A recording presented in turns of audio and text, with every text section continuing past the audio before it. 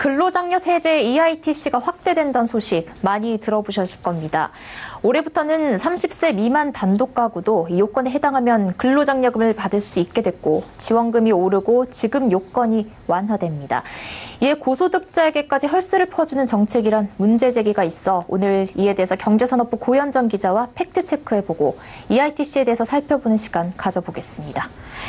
고 기자, 먼저 이 근로장려세제 어떻게 이해를 하면 쉬울까요? 네, 간단히 말하면 개인이 벌어들인 소득을 기준으로 해서 정부가 근로장려금을 주는 복지제도인데요. 사다리꼴로 설계돼 있습니다. 그래서 이 앞부분에 해당하는 그 소득을 가진 경우에는 많이 벌면 벌수록 받게 되는 장려금이 많아지고 A와 B 사이에 있는 분들은 고정급을 받게 되고 B 이상의 소득을 벌어들이는 분들은 점차 소득 역전 현상을 막기 위해 받게 되는 EITC 장려금이 적어지게 됩니다. 네, 그러니까 근로장려금이란 이름으로 정부 지원금이 들어오는 정책인데요. 그런데 올해부터 이 정책의 적용 대상 범위가 확대된다고요. 네, 아까 말씀드렸던 그 사다리꼴의 X축과 Y축에 해당하는 값이 점차 확대가 되게 되는 건데요. 그 표를 보시면 연소득 2천만 원 이하 단독 가구가 받게 되는 최대 지급액이 85만 원에서 150만 원으로 늘어났고 그 헛벌이 가구의 경우에는 기존에 2,100만 원까지만 받을 수 있었다면 앞으로는 연소득 3천만 원까지 받을 수 있게 된 겁니다. 그리고 이게 그냥 소득 분위가 낮다고 해서 무조건 주는 게 아니라 근로를 담보로 하고 있기 때문에 빈곤층의 근로 요인을 확대할 수 있다는 효과가 있는데요. 때문에 복지제도 중에서도 가장 능동적이고 예방적인 복지라는 평가를 받고 있습니다. 네, 이번 이 세제 개편으로 연 6천만 원 이상을 버는 사람들도 이 혜택을 받을 수 있다는 이런 보도가 나왔었거든요. 근데 이게 사실이라면 우리 상위 20, 30%에 해당하는 사람들도 그 혜택을 받게 된다는 건데 이게 정말 사실입니까? 그 말을 월급이 6천만 원 이상인 분들이라고 이해를 하게 되면 잘못된 해석이 되는데요. 왜냐하면 이것은 근로소득이 아니라 사업소득을 말하는 표현이기 때문입니다.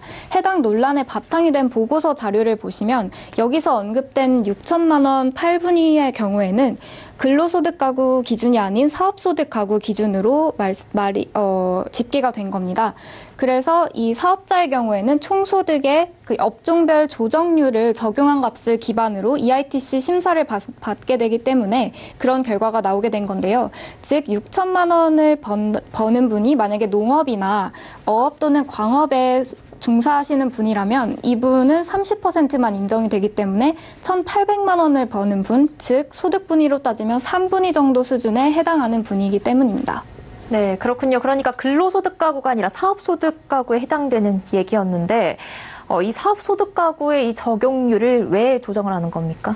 네, 일반적으로 우리 사회에서 취약산업이라고 인식이 되고 있는 산업들을 보호하기 위해서 이렇게 특별히 조정률을 지정을 하고 있는데요. 예를 들어 자영농의 경우에 자기 땅에서 자기 노동을 써서 작물을 수확하는 과정에서 이분들이 신고할 수 있는 비용이라는 게 사실상 비료값이나 종잣값 말고는 없어서 그런 부분들을 고려해서 일반 상업활동을 하시는 분들의 비용 추계 실정과 비교해서 조정률을 설정해 둔 상황입니다.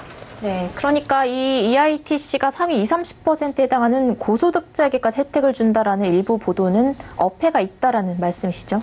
네, 해당 보고서를 작성한 홍우영 교수님도 역시 EITC 제도 자체를 비판하려고 한 게 아니라 이 조정률에 대한 사회적인 재고가 필요하지 않냐 이러한 문제 제기를 위해서 보고서를 썼다고 밝혔습니다.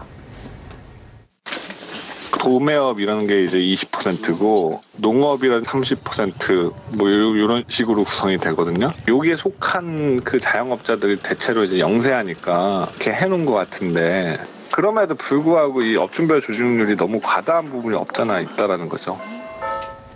네, 이 취재 과정에서 전문가들의 의견이 꽤나 분분했다고요? 네, 이번에 EITC가 개편되면서 맞벌이 가구의 경우에도 연소득 최대 3,600만 원까지 지원 혜택을 받게 되는 걸로 확대가 됐는데요.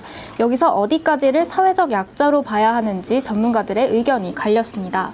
연소득 1,700만 원 선에 대해서 중소기업 입사자의 초봉에 해당한다고 보고 현재 지원금으로도 충분하다고 생각하는 이들이 계신 반면에 지급액 등을 지금보다 더 늘려야 한다고 보는 입장도 강경했기 때문입니다. 맞벌이니까 이제 1인당은 넘을 수는 있다. 넘어봐야 50%니까 뭐 나라마다 다르지만 미디안 소득의 뭐 절반 이하. 좀 극빈층이에요.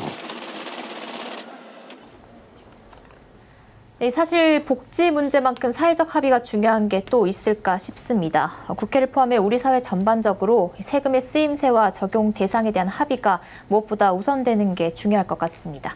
오늘 말씀 잘 들었습니다. 고맙습니다.